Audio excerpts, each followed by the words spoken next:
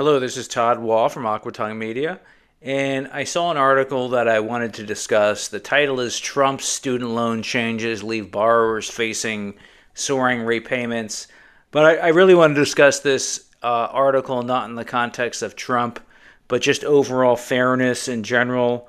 Over the past many years, we've seen a lot of instances in which one group within society receives a benefit that's not extended to another group, even though they've sort of, committed contractually to certain things and they were allowed to get out of their obligation.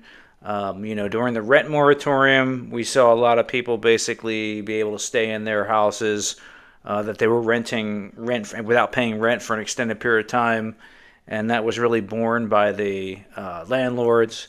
A couple of years ago, Silicon Valley Bank was bailed out. They had deposits. Deposits obviously are generally insured up to around $250,000 by the FDIC, but there were many companies and wealthy individuals who had money in Silicon Valley Bank. That bank was about to go under, and the FDIC came in and bailed it out. Was that fair? Mortgage interest payments are deductible on taxes. Is that fair?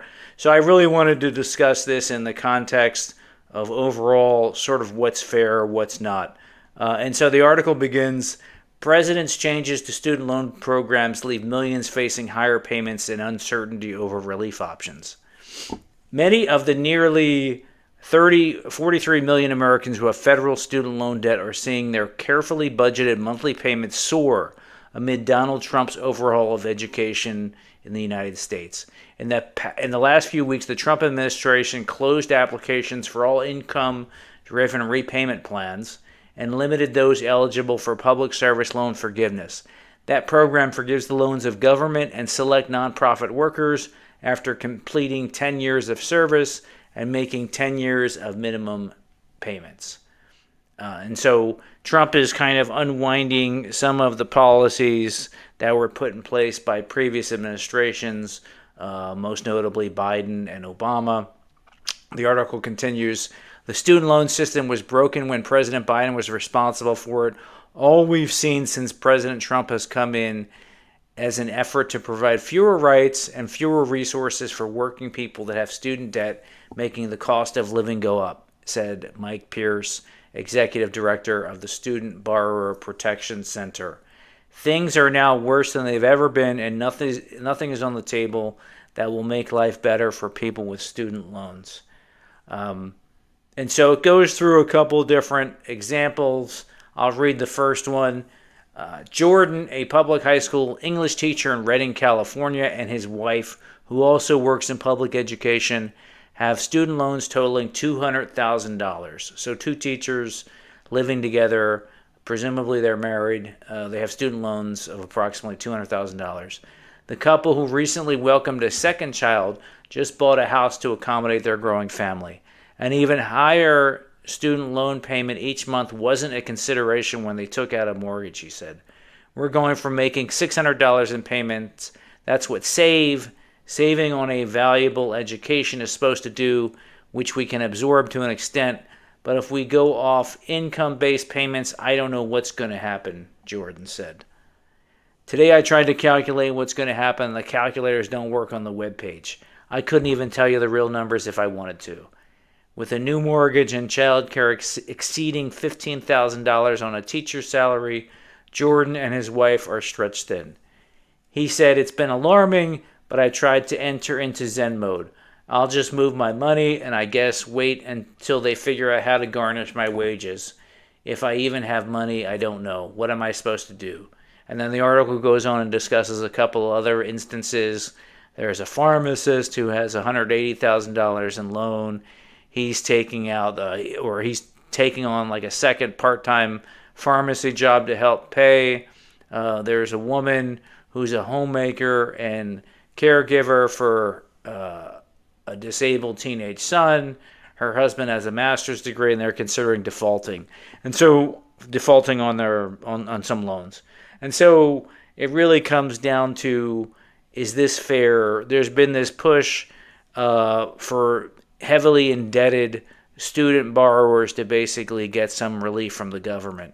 And so what's typically happened is you see two camps kind of pop up. One camp is obviously pushing for that, primarily the people who have these loans, who were students who are now stuck with heavy loan debts. And then you have other groups that basically are kind of like, we don't think this is fair. We might have had loans and we paid them off, or we never had to take out loans. And so you have these two different camps and they argue. And actually, I think the arguments from both sides are relatively justified. There's a camp that basically says you knew what you were doing when you signed up for these loans. You understood sort of the obligation that you were getting into, and you should basically carry through with your responsibility that you agreed to. These are oftentimes people who never took out loans themselves. These are people who did take out loans and paid them off. Some of these people will argue that this kind of loan relief is a form of a regressive tax. Typically poor people don't benefit from these types of programs, but obviously, people who can get advanced degrees and subsequently earn, high incomes, these people are qualifying for this kind of debt relief, and so that's not fair. On the other side, I think that one thing that people miss who argue this is really things have changed quite a bit. The cost of education has gone up dramatically over the past few decades. As a society, unfortunately, we've sent out this message that the only way to succeed in life is to have an advanced degree, an advanced education. And so you had a lot of people who were basically kind of sucked into attending college or pursuing these degrees in the past who wouldn't have gone that route. They might have chosen other careers. We've made loans. Part of what's happened is as the government gets involved in helping people, they kind of exacerbate some problems. So the cost of education's gone up so much, but these loans and accessibility and availability of loans have kind of helped that. So it's kind of supported the government getting involved in essentially subsidizing education loans has really helped drive up the cost of education to some degree. And so, I think this situation is really different. I think I do have sympathy for people who've taken out loans.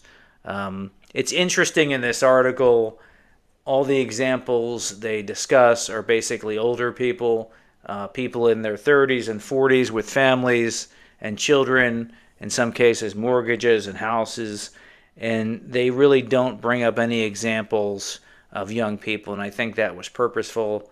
Obviously, it's more, I guess you would say it's probably easier to sympathize with someone who's in their 40s, who is deeply in debt because of their student loans versus someone who's relatively young and has much more time to pay it off. I think that was purposeful on the part of the article. I don't think there's a real obvious answer to this question. I can see both sides, as I said, and I think it's just something that's, it's one of these areas that we're going to continue to see different camps fighting for different privileges. I shouldn't say privileges, but you have different people and different kinds of opinions, and they're fighting for different outcomes. And I think that this is just one example. Like I said earlier in the video, whether it's rent moratorium, there's all these things in society that we tend to fight over, and one side wants to be privileged relative to another, and that's not going to change. But in any event, I appreciate you listening to the video, listening and watching the video, and would love to hear your thoughts in the comment section below. What's fair in these instances? Should student loans be forgiven? Should the indebtedness be forgiven? Or should we take a hard line and force people to sort of, they took an obligation, now they basically have to live up to their responsibilities and kind of pay off their loans? Let me know what you think in the comment section below.